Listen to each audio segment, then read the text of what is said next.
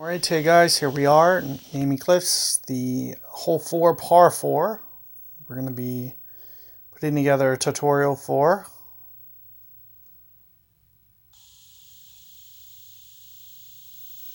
And here you can see we got a wind straight in the face. What I'd recommend is you get a little less aggressive with the way that you go about doing this. I'll try to land it on this side of the fairway. And I'll usually use some elevation here into a headwind. So maybe about plus 20% here. So I'm kind of looking at, about one per ring on this shot for me.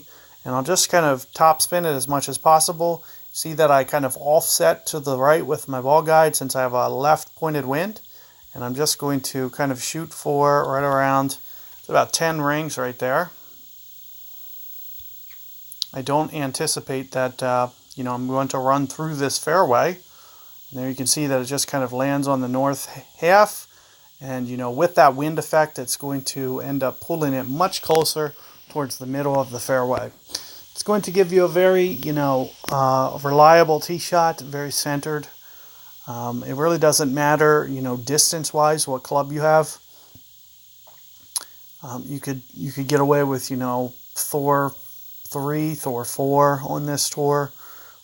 Similarly with, early epochs. Really whatever you need to do, since you're not going to really have a driver shootout, it really doesn't matter the way that you go about playing this tour drive-wise.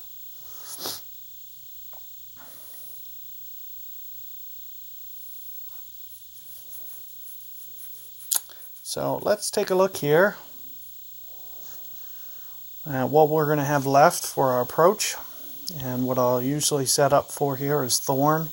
I might sometimes use maybe a plus 5% modifier. I'm not going to do it in this situation. There's a little bit of an uphill aspect to the shot. You can see that I'm very close to min club. You can see that I just scanned for that. So what I'm going to do is set up very close to min club. And you'll also see that I won't use much spin at all. And I'm going to try to stay short of this little knob. So you might just see me just offset my guide just to the side. And you can see with how I have this set up. And as I mentioned, right around 2.1 rings here. Right in here.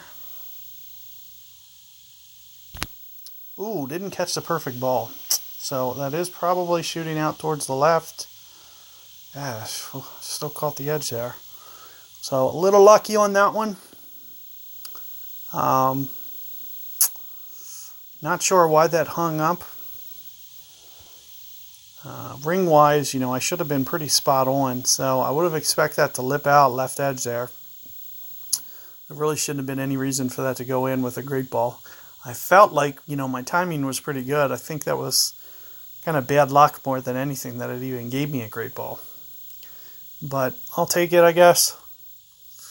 And let's see if my, opponent, it looks like trying to also use a very similar spot. A little bit farther than me, so we'll have to use a little bit more ring adjustment. Here you can see that it is an uphill shot. Kind of really clearly indicates that for you. As I mentioned, I usually use maybe about a plus 5 modifier, and you'll see that I'm not using it. I'm kind of treating it, since it's a little bit uphill, I'm just going to kind of not account for it kind of intentionally. It's kind of the way that I'm going about playing that one. So just something to think about that you might want to, consider for yourself on that hole. But as I mentioned, I'll usually use an overcorrection technique, which, uses maybe a plus 5% modifier. And the reason that I'm, staying away from that is because that's kind of an uphill approach.